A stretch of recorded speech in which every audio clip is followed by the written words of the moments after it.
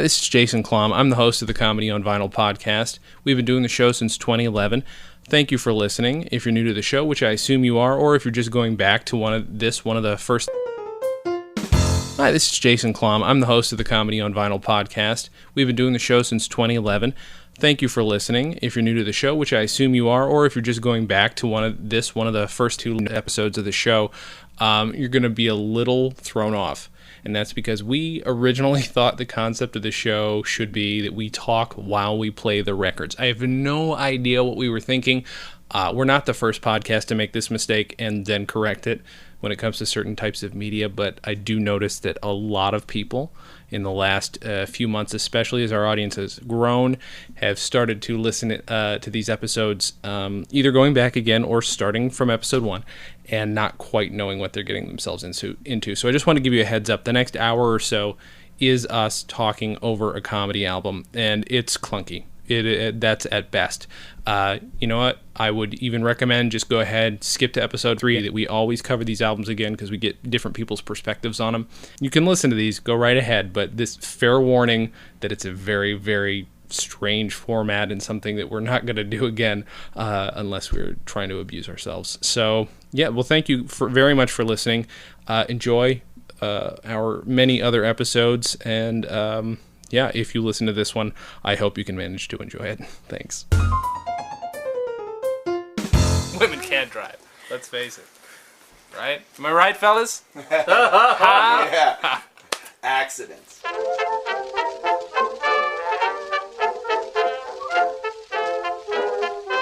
This is Comedy on Vinyl. This is Jason Klamm, and this week we are doing The Button-Down Mind of Bob Newhart from 1960.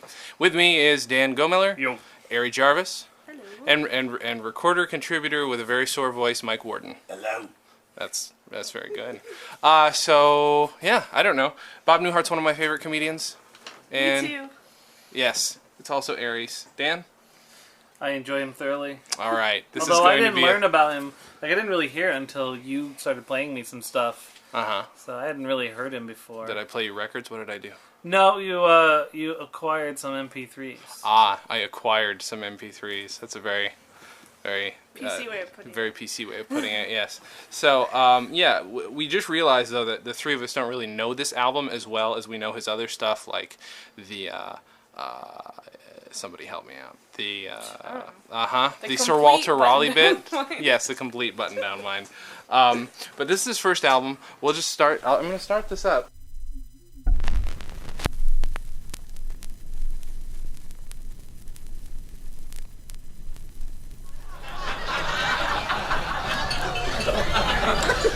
This is called a headset, and it's used by telephone operators, but it's also used by TV directors. And through it, they talk to their crew, and they also listen to the crew. Now, in a TV studio, they have a series of TV cameras, which the director watches. They also have what's known as a camera run-through. Start this on this side is 2. where I started the record on side 2, and this is... and iron the bugs out. This was especially true of the... With vinyl. For the CD generation. Nothing about Abraham Lincoln on that bit. All right, and again. Right now, ladies and gentlemen, Bob Newhart. Thank you. Thank you very much. Many of you may have read The Hidden Persuaders. It's about advertising. And one of the points the book made was that the real danger of the public relations man or the advertising man was that they were creating images. Basically, Bob Newhart was performing these bits at house parties, at friends' houses. One of them recorded it.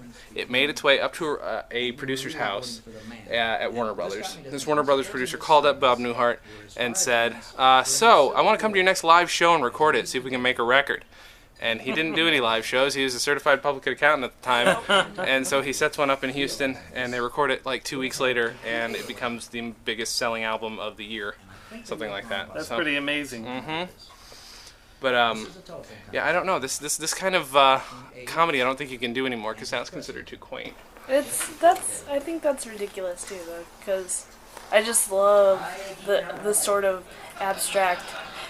He takes advantage of the audience's imagination as opposed to miming, like, fucking someone from behind, which is a common thing with, I don't know, like, dirty stand-up. And I was having sexual intercourse. Well, here's what I think would have happened if John F. Kennedy were to be having sexual intercourse with Khrushchev.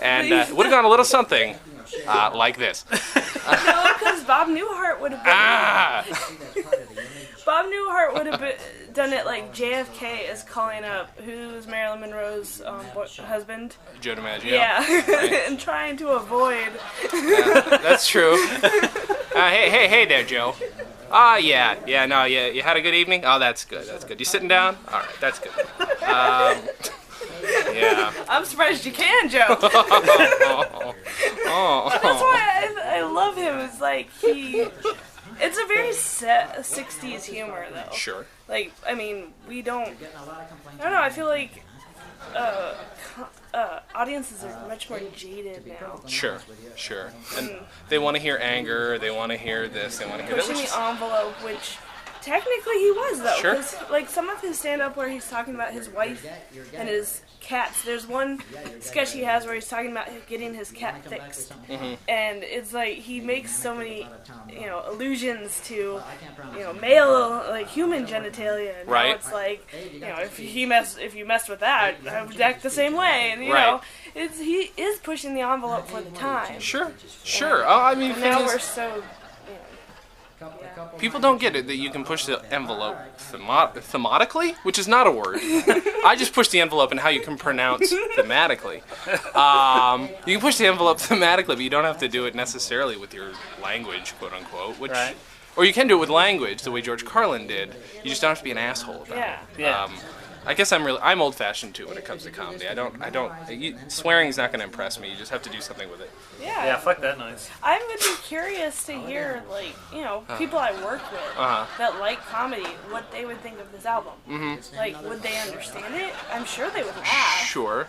I think they would be a little confused at first. Mm-hmm. And there's something about Bob Newhart where it seems like this sort of comedy it lends itself so well to just audio. Right. But when you do see him just standing up there talking on a invisible phone, it's hilarious. It adds something. That's so true. I've never seen any of him do it. I've just seen stand-up. clips. Yeah. Me too. And I think I might have seen him on like Ed Sullivan or something like that. But that's about it. When you were talking about how he got discovered, I find that because I read half of his autobiography, and it's amazing. I just think I got distracted doing something else, but sure, like you do. He is a notorious slacker. Sure. He lived with his parents at this point. Like, so even funny. years after he was touring, he just lived with his parents. And he didn't want to do anything. That's why he became an accountant. He had no aspirations, and he was, like, kind of pushed to do something. Yeah. And he was like, oh, right. He's just... I think that's perfect how he was discovered from somebody else. Did these bits come from improv then? Since I haven't read that book, I've just been reading the Smothers Brothers book that mentions a bunch about him. But did he do it all from improv, or did he write them, or was he just like drunk at a party? No, he's always been funny. Right. And I think he just started with just going to open mic stuff and I don't know.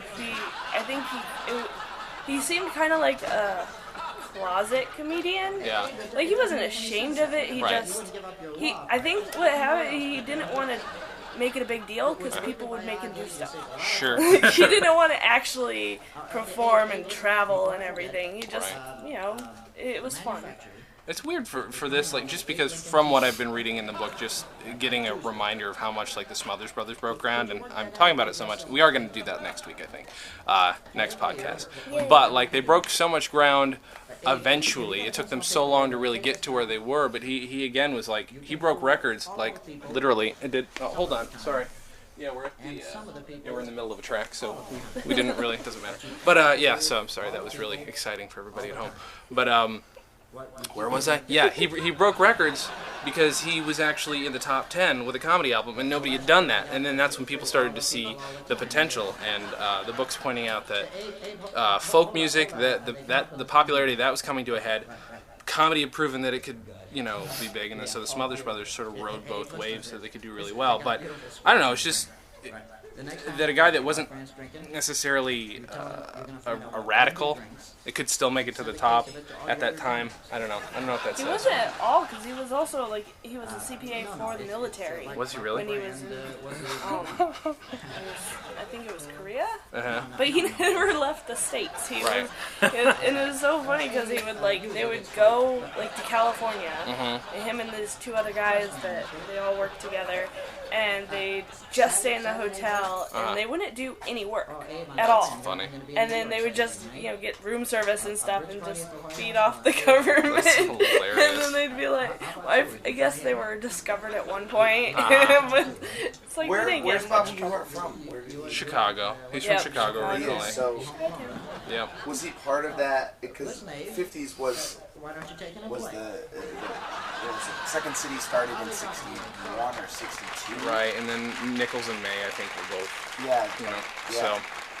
I just didn't know if he was part of that. He wasn't really part of anything at all. He was of his own mind. He did his own thing, and then all of a sudden got sucked into all this other comedy and ends up doing sitcoms and stuff. Although I don't know what he was doing between this and the sitcom, unless it was just stand-up and touring the whole time. I have no idea. Which is, Sleeping on his parents' couch. sleeping on his parents' couch. That's right. Which went around the world for 2 But years. yeah. Did you? My first memory of Bob Newhart. Well, my first memory of Bob Newhart obviously is watching Newhart because I grew up watching that show all the time. But whenever I hear this, I think of the movie Heart and Souls, which probably makes me gay, but I love that movie. Where his son's playing him very briefly in The Purple Onion. I don't remember though. Wait, is that because of Charles Grodin's character? Why are they in The Purple Onion Yeah, back in the I 50s? think Charles so. Grodin's character is like a performer, right? Yeah. And he's talking to somebody. Yeah, Or I he always thought wanted that was to- cool. Oh, no, Kira Sedgwick is a waitress. That's right. Okay. Watch Heart and Souls, kids. It's a great movie. It's Robert Downey Jr.'s shining moment. It is his greatest film, right? Absolutely. Yep. Chaplin, Iron Man, Heart and Souls. Heart and Souls. I think we ought to give it cooks. I don't know why they didn't get 5 to 8 Academy Awards. 5 to 8. I'm glad you Johnny gave B. spread. Good was good. Johnny B. Good. Yeah. That's not a 5 or 8 Academy Award movie More like like 3. Heart and Souls. What about Charles Grodin? The fact that I'm sorry to get off on a Robert Downey Jr. tangent, but the fact that he played Look, man, I'm not going to the search this dork until I hear it for the to cooks. Anthony Michael Hall's jock. He was the nerd. Wow. Oh, ow. That's frightening. Casting indeed. Dan, when's the Am first? Yeah. Ari, you go. I'll go. Go! My first Bob Newhart experience. Ooh, yes. Bernard in The Rescuers. Oh, yeah, that's right. Good Oh my call. god, I had the biggest crush on him. Apparently, that's when I knew I was And now into the world is going to nebbish- discover what Ari is into. She's into cartoon animals. nebbish cartoon animals. Nebbish cartoon animals. Holy shit. That's amazing. How does a guy make a career out of stammering, though? That's like, I mean, this is funny, but like the personality behind it, as all comedy, what King's Speech is is what about. is what's all really. It's He about Bob became a Newhart. comedian. That's great. He I told him just overcame pretend you're on the his stammering. telephone.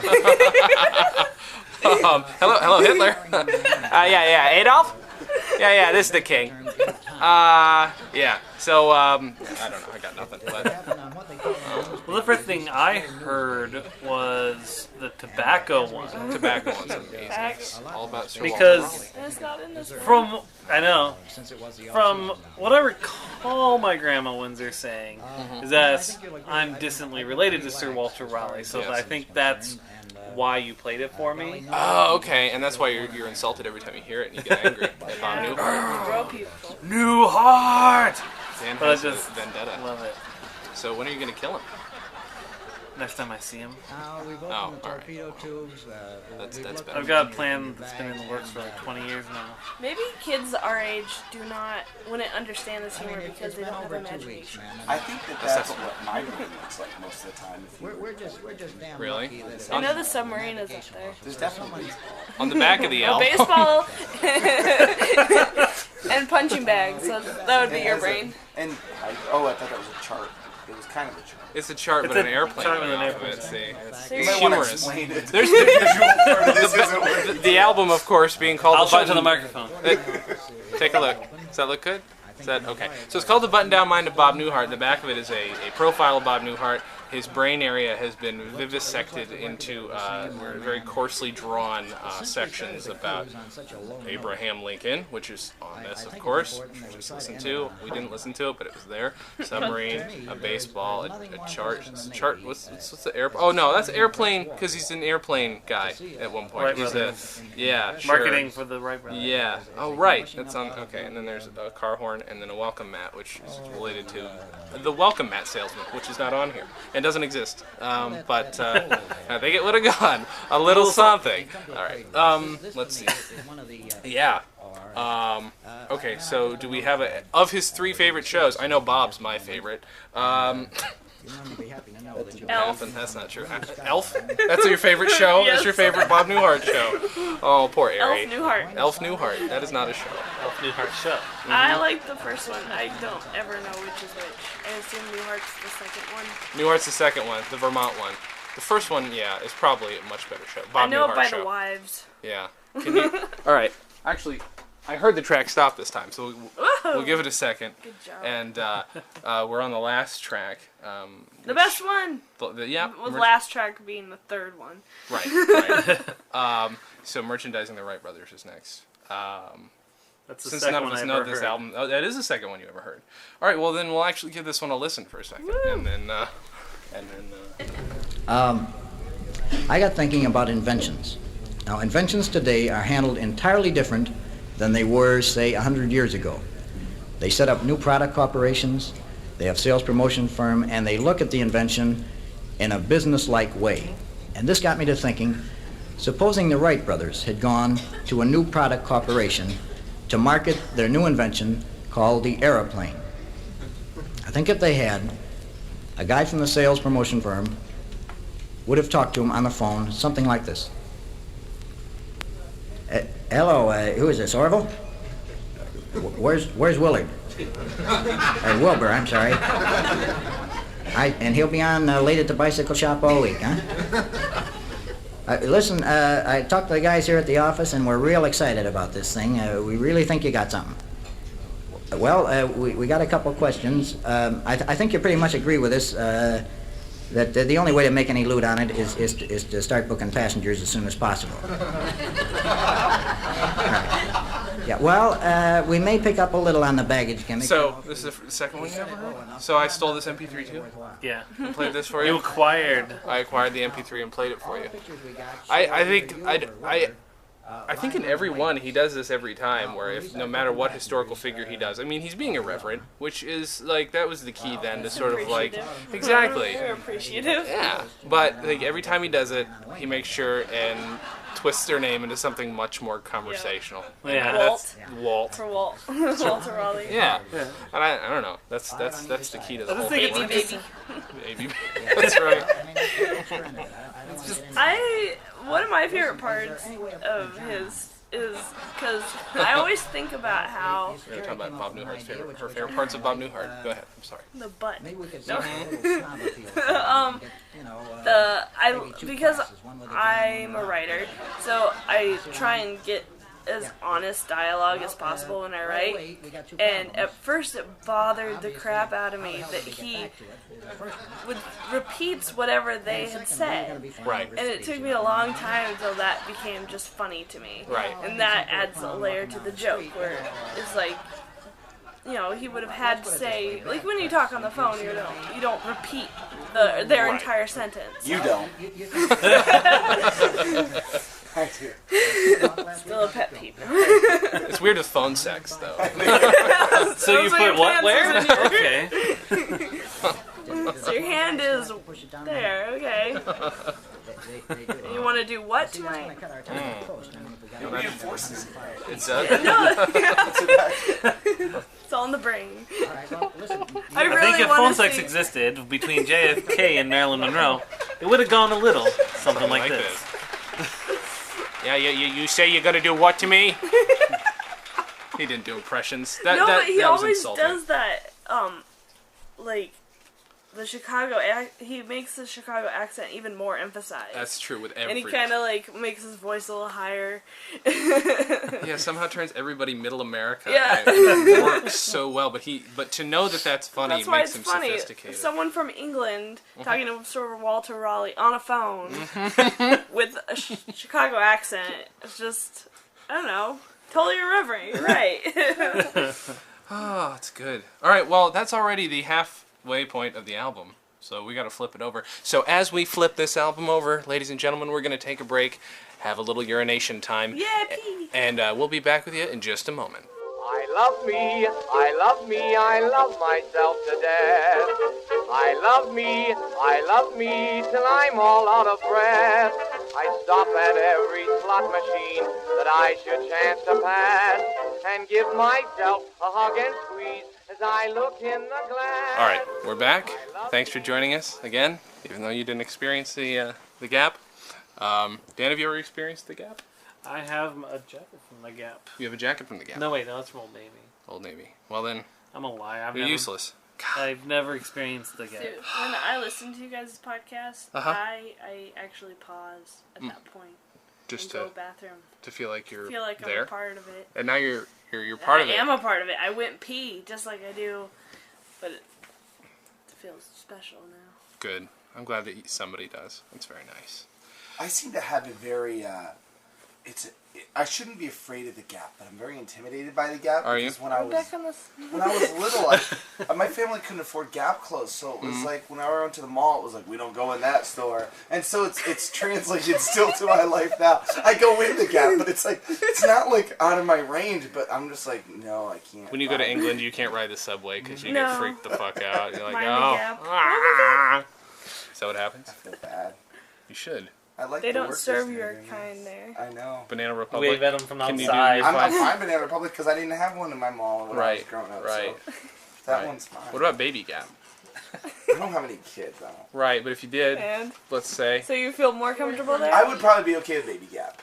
you I sure? would, yeah. You wouldn't intimidate your kids from going there? No, because Gap is like so open. You ever notice Right. it's like open? There's like That's why it's called 4 Gap. shirts in the whole place. That and is you why it's see them called 10 Gap. times as you walk through. Right. It's like by the 4th time you see it, it's like, I do like that shirt. Yeah. They've convinced me now Yeah. that I enjoy Even that though terry shirt. cloth wasn't your thing when you walked It in, wasn't. you're just like, you know what? The Gap doesn't really bother me. It's like going into like Forever 21 or H&M.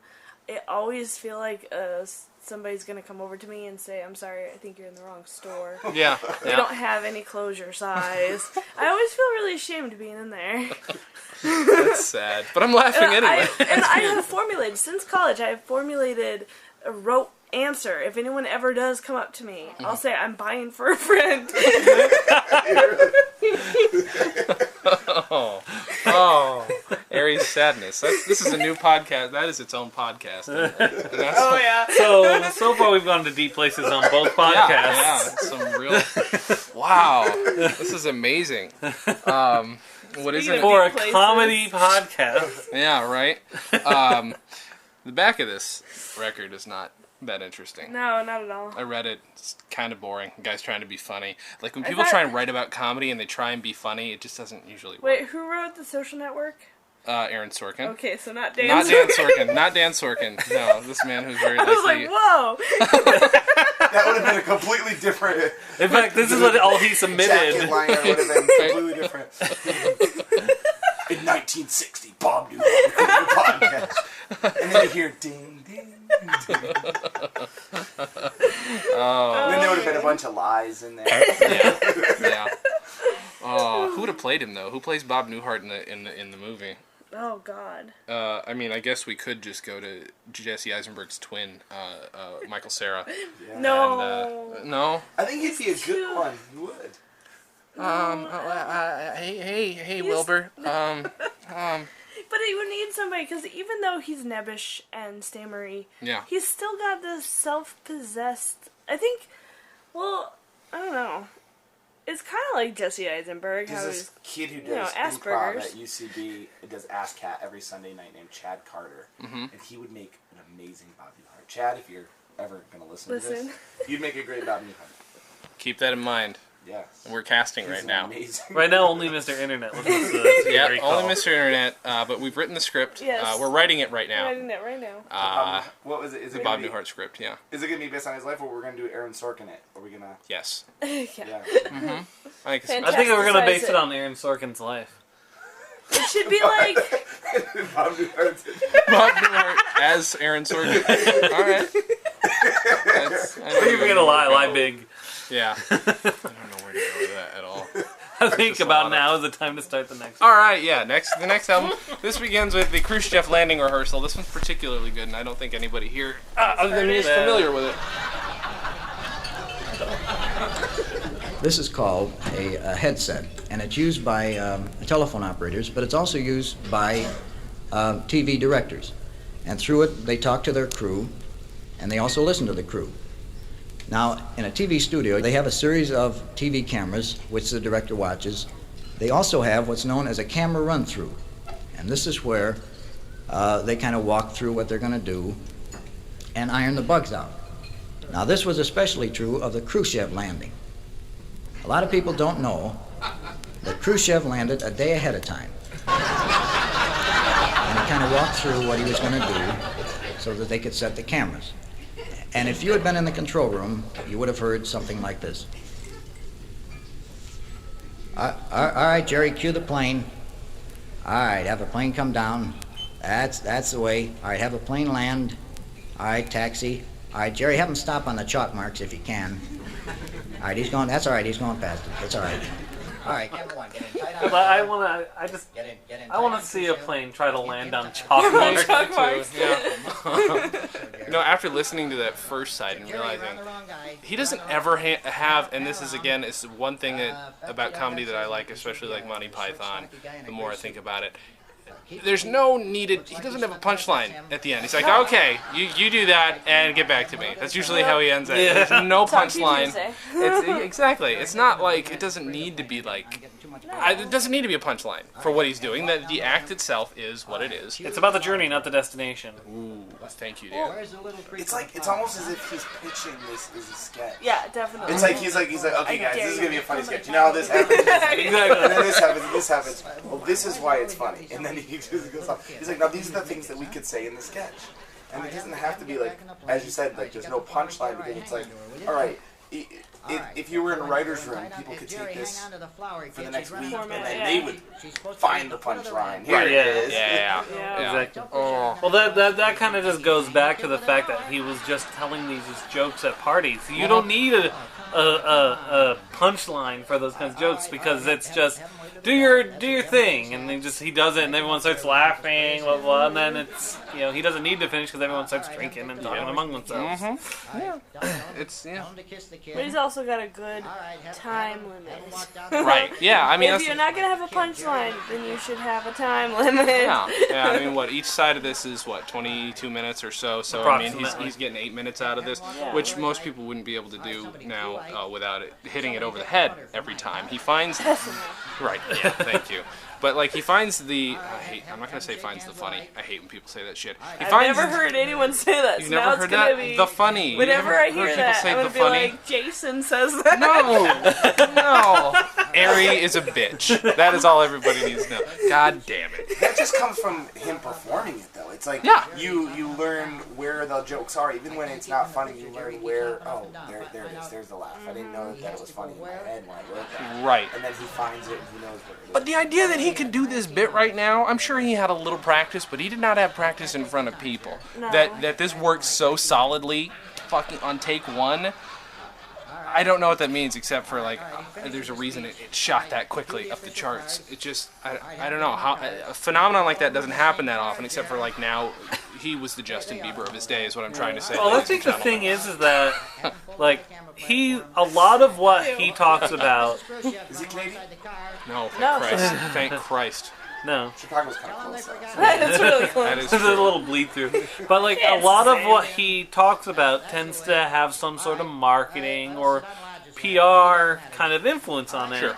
Yeah. Which, especially at that time, that's when they started becoming the big thing. He's more the Jonathan Colton of his day. Yeah. Yeah, Jonathan it's true. Colton, his whole thing is he started in he was a code monkey. Yep. He hated it. Yep. And he hated bureaucracy. He hates all that. And so it's like he was able to tap into what we all hate. Yeah. That's exactly where I was going with that. It's like he's... Sorry. No, I'm just saying it's good. That's Fight. There are a couple. Fight. But just like people were starting to see how everything was starting to get over-branded and marketed, and just like nothing is natural or normal anymore, except for apparently this album. Sure. But and so I think he was tapping into that, and I think it's just really interesting that he can do that so well. Mm-hmm. Yeah. When he was an accountant, you know. It's funny though when you say that, because like they're kind of nostalgic for the good old days, and we're saying here kind of nostalgic for the good old days. Yep. Back then, when marketing was just being born. Yeah. Boy, how I miss those days. When a cigarette was still just a cigarette, and it was on TV. Cocaine changed all that. Yeah. And the marketing guy's like, all right, here we go. We're going to put it right in the face. They're not going to have a choice. They're going to see it all the time. Justin Bieber. Oh, I shouldn't have brought up Justin Bieber. I apologize. Yeah. Bob Newhart, who is totally listening to this I don't know. right now. 13-year-old girls are kind of our target demographic. That is true. They're your target demographic. Oh. Really? I get that kind of reaction? It's because I'm not Bob Newhart. Fuck you. Fuck you, people. The next one is, I can't read sideways. Driving instructor. This one is about a woman driver. That's right. That's what it's about. Well, it's about a driving instructor. There is a woman.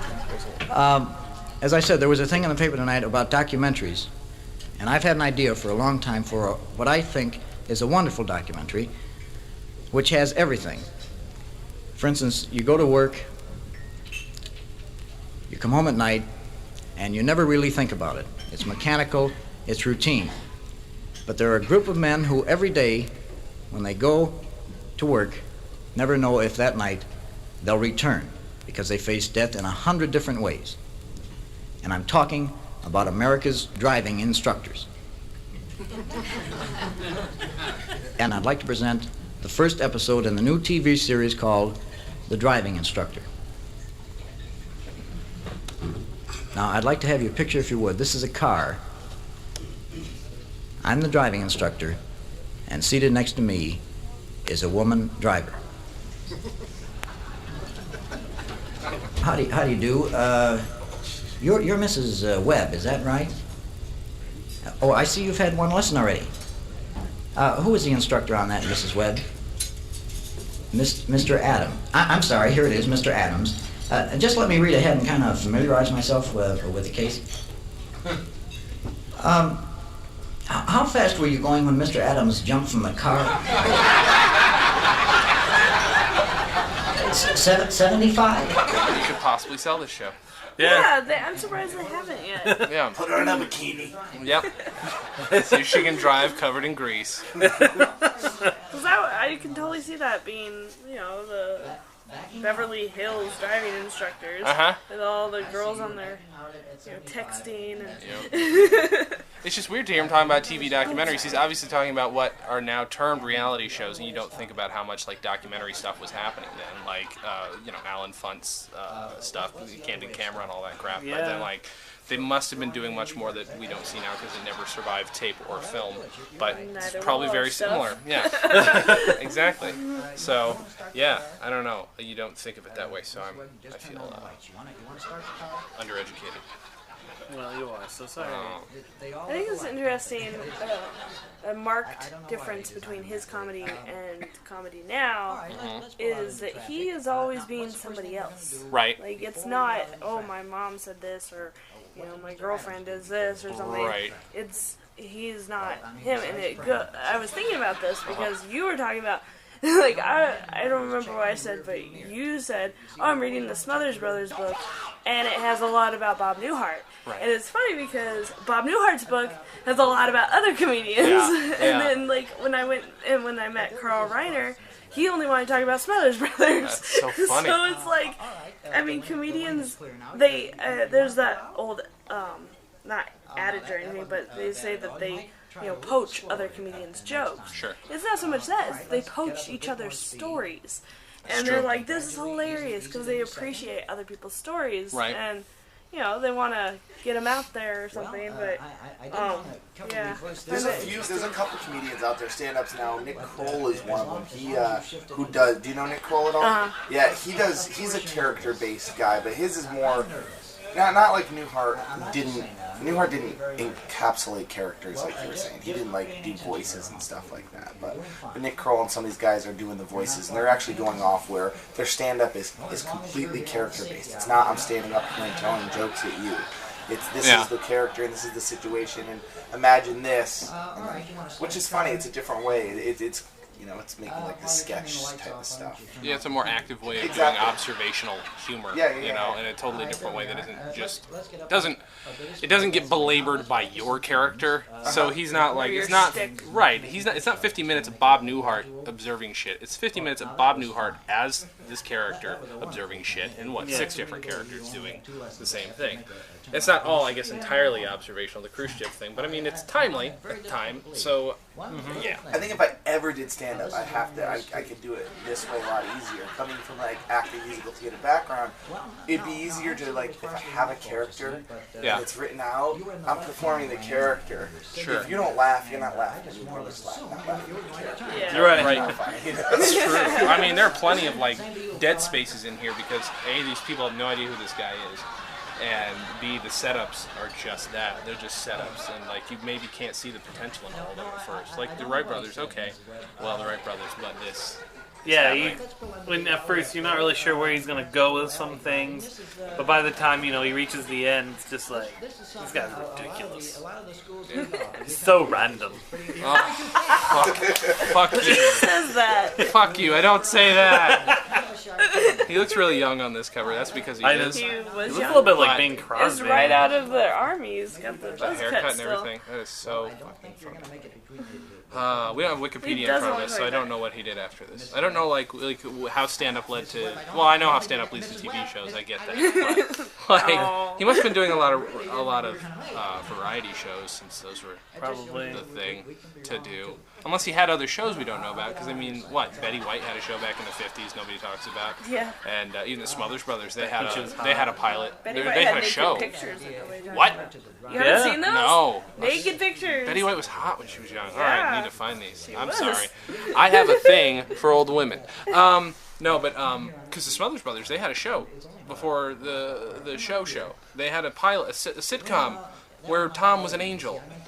Really? Tom was an angel, and he came down and helped Dickie through his life. That's awesome. And yeah, I want to see it, but they hated it with a passion, and they thought it was the worst use of them as actors. So they finally worked it into doing their own reality show. Do you think he writes his own tweets? Bob Newhart, does he tweet? Yeah. He does? Yeah. I Probably hope so. does. I need to follow him now. It's all dates where he's performing. Oh, okay. Oh. Then no. I'm gonna say no, probably I doubt not. it. Unless they're really hilariously written dates. This is a great one from a Is month he ago. performing? Don't forget to watch NCIS Season 8, Episode 11, titled Ships in the Night, which airs on Tuesday, January 11th at 8 p.m. on CBS. Great tweet. He has not lost it. Not one bit. Is he on NCIS? Because there's like 10 NCIS. I guess tweets. so. Okay. That's really weird There's to me. just finished shooting NCIS. Details to come. I wonder if he was on NCIS. I know. Bob Newhart to appear on NCIS. It's all. If there was a murderer, I would think it would go. A little something like that. Well, at least they're not like crazy funny tweets that.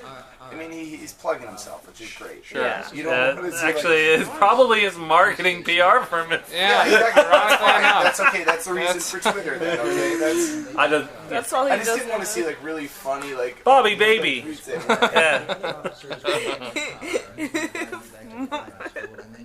If my PR firm called me, Something like that. And then he just plays a voicemail. That's his new act. That's what he does. He's just like, he's discovered voicemail, and he's like, fuck it. That's what he puts up against the mic the whole time for 45 minutes. Oh, people clap. the end of- People are clapping. Yeah, it's the end of that one. So, what did you guys think of that one that we didn't listen to? You've heard it before, though. Yeah. yeah. It's hilarious. Women can't drive. I know that's not the point, but women can drive. Let's face it. Right? Am I right, fellas? Yeah. Accidents. Right, Ariana? I'm leaving. Yeah, let's say that after you storm off. I left. Ah, shit. So, yeah, Bob Newhart's awesome. There's one more track to this, but I don't know that one. you don't know it.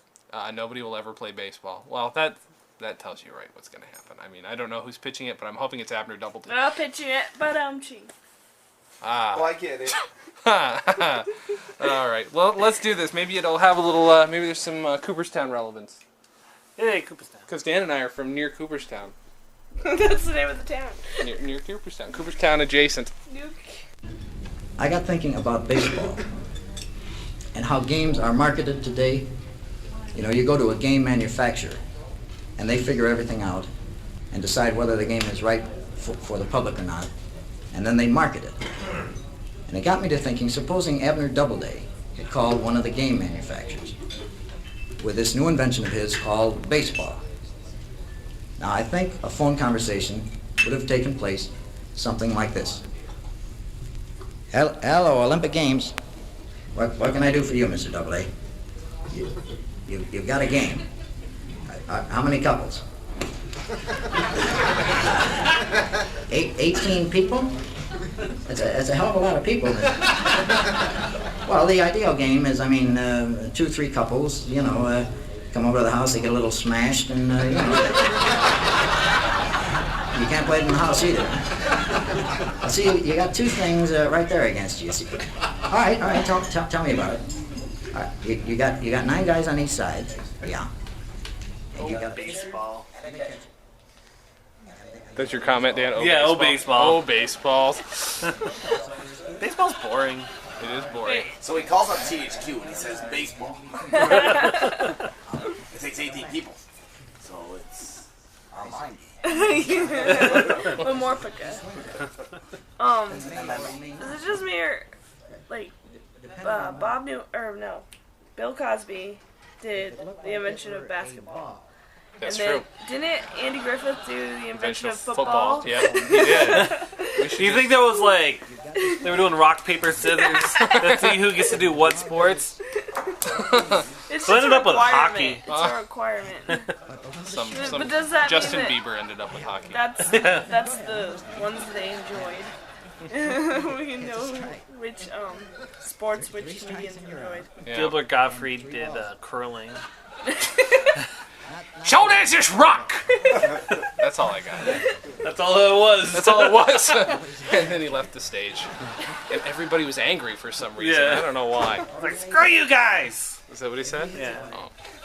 I was Iago! Is that his claim I'm to fame? Shakespeare in Aladdin. That's his claim to fame now? That's his claim to fame. Oh, that's really sad. He's probably the only other person listening to the podcast. He's like, screw these guys, I'm not listening anymore. You gotta give him credit though. He doesn't, whenever he's doing stand-up, he doesn't wait until an event to be over. Like with the whole 9/11 thing, he Yeah. was the first one making the joke. Yes, he was. He always does, and now that's his thing. Whenever there's Yeah. a big tragedy and stuff, he's like, I'm gonna be the first one. Or a little tragedy. He even goes for those. So somebody's like toddler dies in a small town. He read about it in the paper. Did you hear about the stupid little 3-year-old whore? She died. It was hilarious. What a bastard.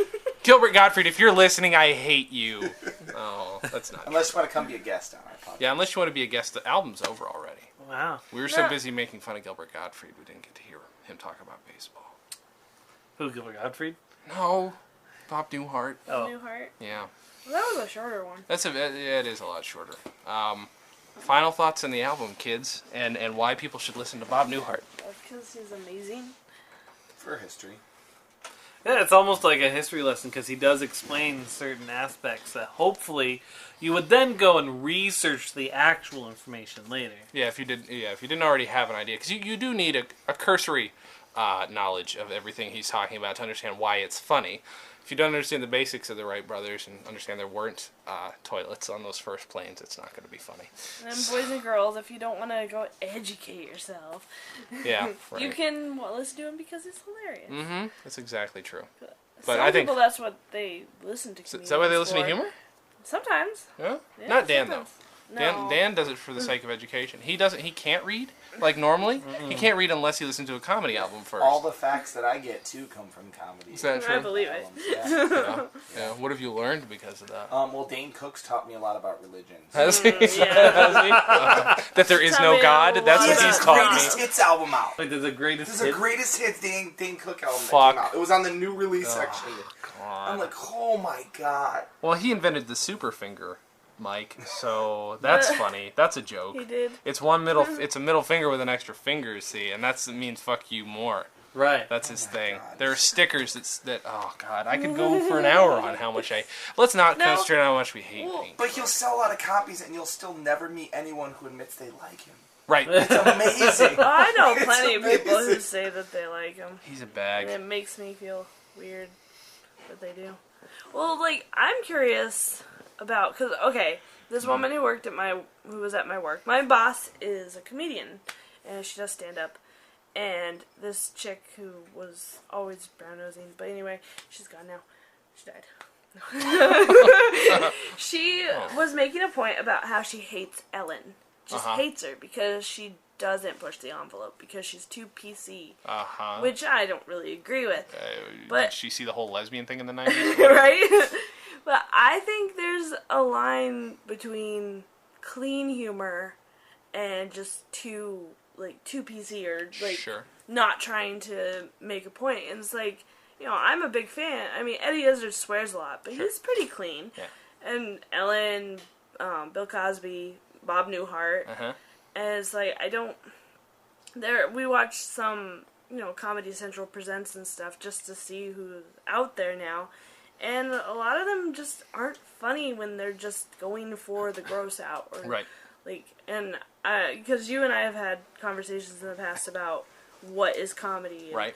whether or not there's, like, a order of comedy, of everything, this is funny. Right. And if you don't think this is funny, or if you're laughing at, like, Adam Sandler stupid movies or something, Yeah. then you don't know what humor is. And Right. so it's just, I don't know. I think, for me, clean humor is just where it's going. She You just can't did see the your air quotes. quotes, Yeah. It was in my voice. Whoosh, whoosh, Clean whoosh. humor. She's still not doing it right. Anyway, is more tapping into what everybody experiences. Whether, I mean, it's not just like, well, white people walk like this, and notice I do For the the black record. voice. For the record, they do walk like that. Well, we do, like ducks, all of us. That's why it's funny, because we do. That taps into my shared experience. But, I don't know, like, I feel like Bob Newhart, he Also was walks like a duck. He does, because he's white. Yeah.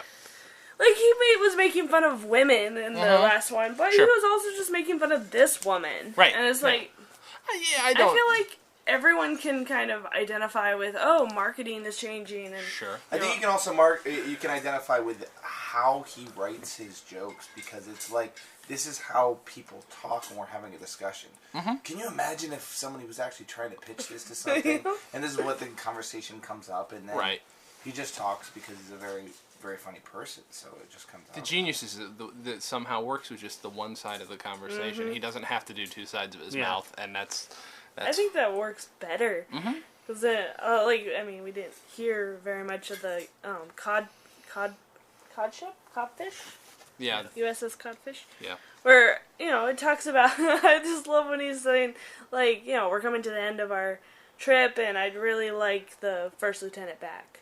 No, guys, it was funny, but, and he's like, I just love that, because it's like... Oh, I forgot that. That's that. So I've heard that one, too. The submarine, and I just like that it's... Because you can picture, like I said, the imagination, where you can picture all the, naval officers just sitting there. Yeah. Not helping at all. Yeah, I mean, the image... if he went to everybody, that wouldn't, it wouldn't work as well. No, that would be really, really tedious. Really tedious. Like, yeah. And then he doesn't have to do voices. He's just, doing that one character. He is like Sam in Quantum Leap. So true.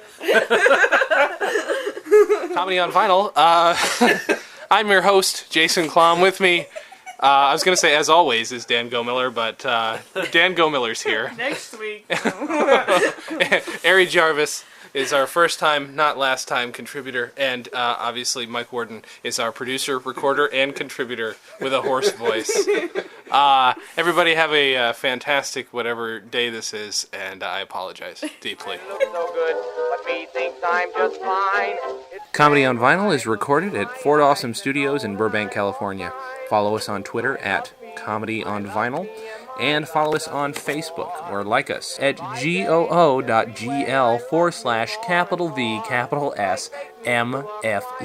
as in zinc. My arm around my waist, if me gets fresh, I slap my face. I'm wild about myself.